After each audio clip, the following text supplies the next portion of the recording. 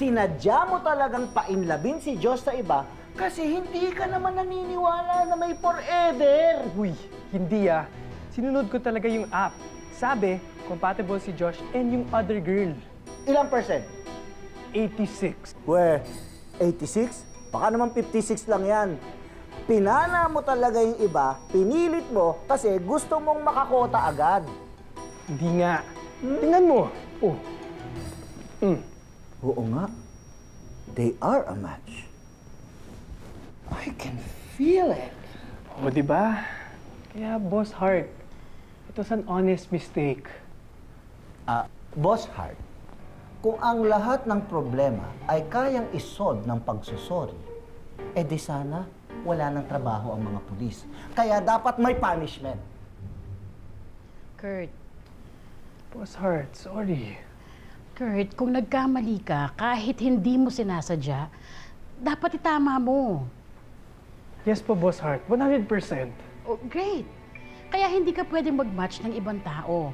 Kailangan tulungan mo pa rin si Ida na makahanap ng kamatch, ng perfect match. Opo, Boss Hart. Kayang-kaya ko po yun. Pero dapat 100% compatible. Okay? Po?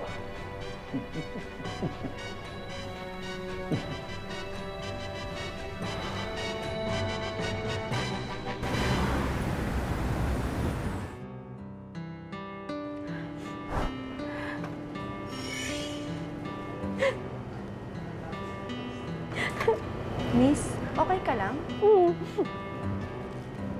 Opo, ma'am. Favorite na po kasi talaga ni Josh tong Red Velvet eh.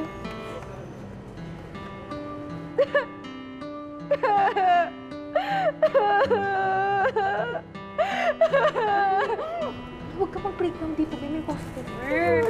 Ay, ma'am, sorry po ha. May pinagdadaanan lang po kasi siya. Sige na po. Ito po ba order nyo? Ano po order nyo, ma'am? Red Velvet, favorite ni Josh. Baby, tumahan ka muna dyan, ha? Ika lang, ma'am, ha? Sige po, ma'am. Thank you so much, ma'am. Have a sweet day, ma'am. Thank you, ma'am. Favorite you, yan ni ma'am. Josh. Yee! Ano ba nangyayari sa'yo? Ito naman eh. Sige, dahil dyan. Ano magbabayad nito? Kain ka nito. Kailangan mo yan. Sweets.